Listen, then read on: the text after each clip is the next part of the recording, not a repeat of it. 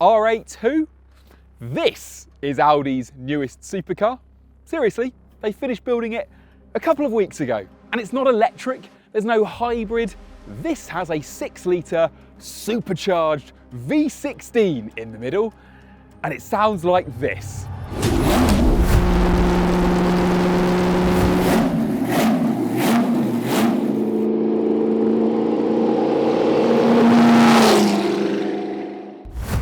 So why does this brand new car, called the Lucca, have the faint look and soundtrack of an old Messerschmitt? Okay, should explain that while that car itself is brand new, what you're actually looking at is a sight that no one's seen in real life for about 90 years. From Audi's pre-war predecessor, the glory days of Auto Union. Yes, it's a replica of a mad one-of-one record breaker. Keep watching to find out how it got the name Lucca, why it's got the interior of a 1930s Pagani, and I'll take you where cameras are never normally allowed inside Audi's secret car collection. The story behind this car is staggering. It's got the lot. Massive speed, records shattered, engineers pushing the limits, superhuman feats of driving bravery, and a backdrop of Nazis, Hitler, literally the worst people in the world ever. It's not often you get a celebration of German history from the 1930s, but this car is super special, and it's about time that story was told. First off, what exactly is Auto Union? Well, in 1932, 4 struggling independent car makers decided to join forces to share resources. They were Audi, DKW, Porsche and Wanderer. 1, 2, 3, 4. To symbolise their collaboration, they created a logo of 4 interlinked rings recognised the world over by anyone who's ever been tailgated by an A6. Anyway, the timing was spot on, because about a year later at the 1933 Berlin Motor Show, a nasty little character called Adolf Hitler announced that the German state would sponsor motorsport. This would advance technology and prove the superiority of German engineering, plus it would promote the revolutionary new high-speed roads they were building called Autobahns. This lit the fuse on a titanic battle between plucky Auto Union and mighty Mercedes-Benz, one-upping each other with Grand Prix cars, streamliners and record setters. These cars were at the bleeding edge of what was known about engines, cooling, aerodynamics, material science. They were basically fighter planes without wings from an era before jet fighters even existed. This carried on at speeds of up to 300 miles an hour on public autobahns until the Second World War interrupted the German speed wars. But while land speed record cars have gone faster, and today there are road legal cars capable of 300 miles per hour, they've done that on salt flats or test tracks. The German Rennlimousine of the 1930s are still officially the fastest cars ever to take to a public road. And this car was a huge chapter in that story, based on Auto Union's Grand Prix car of the time, but improved with streamlined canopy, wheel fairings, aerodynamic covers, and more power. I'll come back to the engine when this car is getting ready to run, but here's how Auto Union went about cladding its upgraded racer for the highest possible speed. It's got the shrunken air inlet at the front for low drag. They're still kind of using that tall grille motif even today, aren't they, Audi? What else? We've got the wheel covers at the front. We've got entirely enclosed bodywork for the rear wheels. It's a proper Batmobile, this. It manages to kind of look tiny and massive all at the same time. Same length as a sort of modern Audi A4 saloon, but so low, so shrink-wrapped. Yeah, it has this kind of steampunk race car thing, which is just absolutely gorgeous to behold. And yet it was ahead of its time, because if you look at the layout of it, it's completely contemporary. You've got radiator right at the front, front axle, driver, fuel tank, massive engine, rear axle. Now that didn't catch on in Formula One racing until Cooper won the first championship for a mid-engine car in the late 1950s. And yet Auto Union had the blueprint way back in the mid-1930s. Just another way they were so ahead of their time, but they were, yeah, ahead of the technology, ahead of the materials, ahead of the aerodynamic knowledge and the safety, as you'll see when we have a look inside.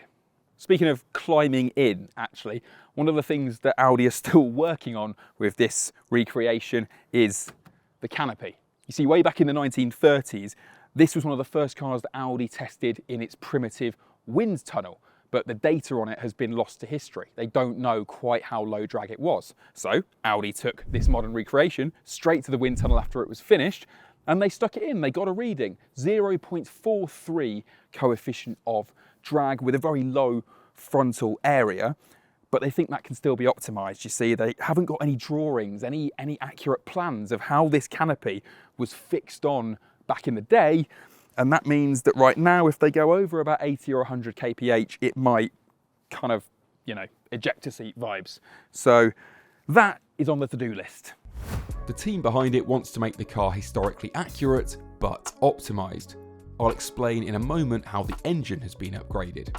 The delicate cellulose silver colour is a dead ringer for the original shade, which is tricky to do with modern paint pigments. But there's no state-of-the-art radiator in there, so the cooling is right on the limit of overheating. What little stopping power there is comes from the biggest drum brakes Audi could specify, and although these cars were infamous for having the weight distribution of a hammer, there are no electronic safety assists. So, while the nice guys from Audi Tradition have got the engine cover off and they're prepping this monster to get running for us, it's a good time to talk about this car's engine story because, well, relentless development in motorsport, that's not a modern Formula One phenomenon. It's been happening for a long time. Bear with me, I've had to refer to my notes here because this gets nerdy. So, the original Auto Union race car was having a 4.4 litre supercharged V16 with 295 horsepower. Pathetic numbers. They needed more. So they upped it for this Lucca streamlined test that did 200 miles an hour, a 5 litre engine, 343 horsepower. But later in 1935, the same year, they've managed to crank more power out of that engine, 375 horsepower. But you see, this being a modern recreation, they've been able to use the final boss, the ultimate evolution of the Auto Union V16 in the middle there, which is why this engine is a 6 litre in capacity supercharged V16 with 520 horsepower and 800 newton meters of torque. They've actually just warned us that when they crank that rotary starter poking out of its tail and get this thing running, not only will it shoot flames like a dragon, but it'll also trigger every noise limit in the region, even at Audi's own secret test track. Audi Tradition aren't usually allowed to run these pre-war cars. And it's not just dangerous for our ears either, because while it will start on normal pump gasoline, it'll end up running on a methanol mix, so it'll go from being a bit smoky as she gets going to lots of fire, hopefully, and lots of noise. And yeah, it's quite fruity stuff, this methanol pump gas mix. I think that while engine development, nothing new in motorsport, health and safety definitely is. Before we fire it up, let's take a little detour to this car's new home, the mind-blowing Audi Tradition garages somewhere in Ingolstadt. This is Audi heaven, and the sheer quantity of legends has to be seen to be believed. The holy quattro of the Audi Sport Quattro. Green, blue, red, white, all the original colours, probably well over £1 million worth. Giving Mark I, Volkswagen Golf and Polo vibes, the original Audi 50, sort of the precursor to the posh Super Mini, but before Audi was even premium. With furry seats. It was a different time. This RS2, it's a little bit mucky, it's actually got brake dust all over the wheels, and that's because they don't just use these things as garage queens, it's been out on the road. One of about 20 R8s they've got on the books, but I'm rather taken with this original V6 Turbo RS4. It's all muscle, like me. Original wind tunnel models for Le Mans cars and DTM racers. How much side exit exhaust would you like? Yeah. Talking of outrageous side exit exhausts, is the IMSA GTO the coolest looking tin top race car of all time? And as you'd expect, they do have one or two successful Audi Le Mans cars. Not all fast off-roading Audis are Quattro. Naturally, a recreated Auto Union Type C with 16 exhausts, and a smattering of rally cars from the new Dakars to the old Quattro legends. Remember how I said that Auto Union was actually a fusion of 4 brands? Well, let's meet them, and I've got interesting facts on all of them. So this is an original Audi with its #1 logo, rather natty, but if you look on the other side, this bonnet mascot has got a thermometer in it. This is actually the engine temperature gauge. How cool is that? Next up, we have a Hoik. Sorry, German speakers, I'm doing my best. Can I just say Horch? I'm sorry. Anyway, fun thing about this car, it's right-hand drive, because this is an early example before they moved the steering wheel to this side so the driver could see past slow-moving horse and carts, and the throttle pedal is in the middle and the brakes on the right. Third member of the family, a Wanderer. This is an original chassis, but on top, Audi Tradition have done a new, lost to history until now, coach-built body with Aston Martin-style swan doors. And there's these rather charming DKW vans, kind of the precursor to the classic Volkswagen bus, and these were the first vehicles that Audi built after the Second World War, so you can kind of think of them as being the genesis that saved the company. Complete unicorn this, Sport Quattro chassis #1. And this is Sport Quattro chassis in the nude. The last ever Audi Quattro to leave the production line, number 11,452. This exact A2, with its natty part orange interior, was the original car photographed for the promotional brochure. Get a load of this quality door shut. You ready?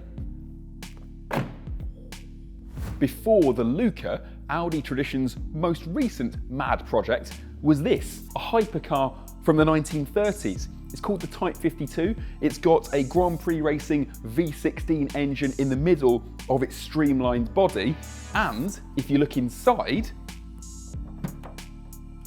a central seat driving position, just like a McLaren F1. There's a whole video on the Top Gear YouTube channel on this car. Go and check it out. 200 kilometers from new, that one. In this building, Audi Tradition keeps around 120 of its cars. They've got 75 or 80 on loan at the nearby museum, and the complete collection on the books is now north of 900 cars, and it's growing all the time. In the office here, they get about 4 or 5 phone calls a week from elderly collectors who maybe can't enjoy their Audi anymore, perhaps people who've inherited it and don't know how to restore it, and they're offering the cars to Audi themselves, saying, would you like to preserve it? Cars like this A3, this is the newest car in the Audi Tradition collection, and it will be preserved for all time. Right, let's get back to firing up that V16.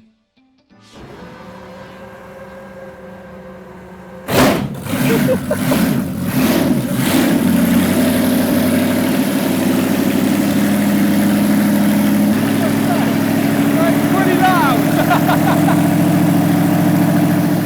Moving as well! So smooth that you can feel the ground vibrating!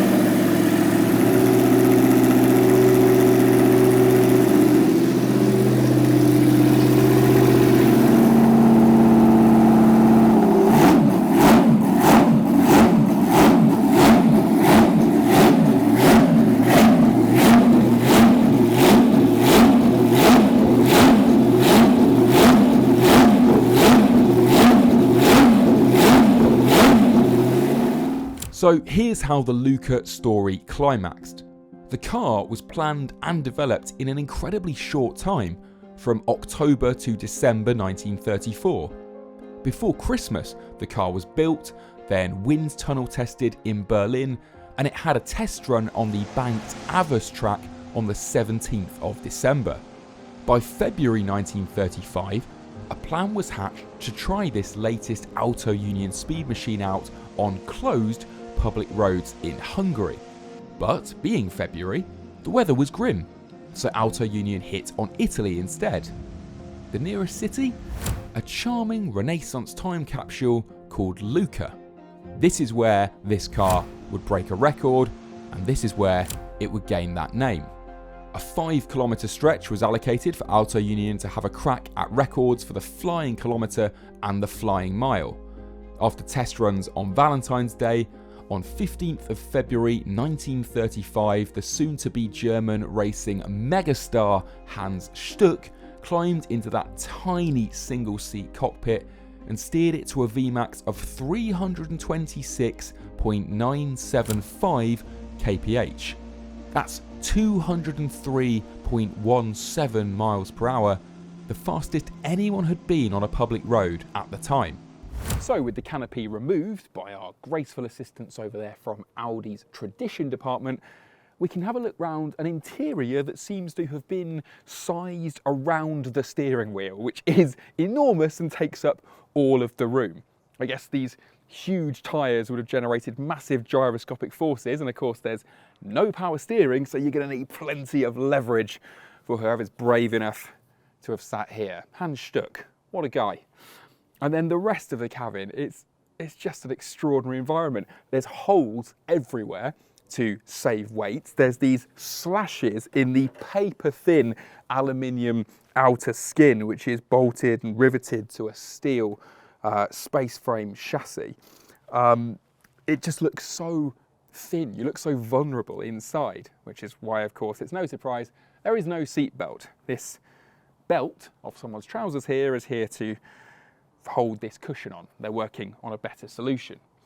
Other details that leap out at you though, there's all the gorgeous machining, the absolutely exquisite metalwork. The dials are brilliant. We've got a 300 km/h Speedo, which would have been useless when this thing's forebearer rocketed past 320 kph.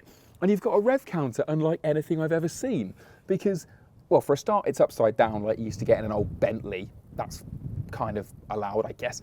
And then you have a yellow line at 3,500 RPM, then the green zone, which we presume is good, at 4,000 to 4,500, and then a big red zone where I guess at that point it's going to start getting expensive and cylinders are going to be flying out of the back. And how do you control all of that fury?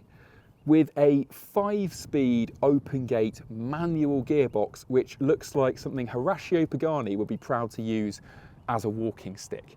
They have not skimped on any of the details here, and although it's not quite finished and they're refining certain details, I have to take my 1930s cap off to Audi Tradition. They have done a sublime job.